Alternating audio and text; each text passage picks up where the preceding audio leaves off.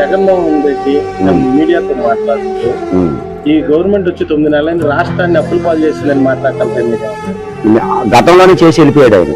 గతంలోనే మేము ప్రజలం మా నెత్తిన ఎన్నో బరువులు వేసి వెళ్ళిపోయాడు. ఇప్పుడు బాబు గారు అన్న ఈ చేయలేకపోవటానికి కారణం కూడా అయ్యే ఇది టైం పడుతుంది.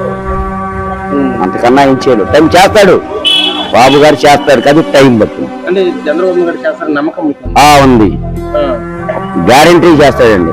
ఈయన అభివృద్ధి కావాలా, ప్రజలు బాగుండాలా, చదువుకున్న పిల్లలకు ఉద్యోగాలు తేవాలా అనే పాయింట్ లో బాబు గారు మంచి ఇదిలో ఉండాలి. ఇప్పుడు నా కొడుకు ఇప్పుడు చదువుకుని MBA అయిపోయింది సార్, ప్రైవేట్ జాబ్ చేస్తున్నాడు.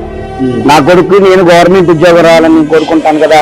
జగన్మోహన్ రెడ్డి నెక్స్ట్ గవర్నమెంట్ నేను వస్తాను, మళ్ళీ 30 సంవత్సరాలు అధికారంలో ఉంటాను, ఇక అసలు ఉండటం అనేది జరగదండి. ఆయన రావడం అనేది జరగదు. దానికి వైసీపీ మటుకు అసలు రాదండి. అసలు నెక్స్ట్ గవర్నమెంట్ కూడా తెలుగుదేశమే, మీరు చూసే పనే లేదు.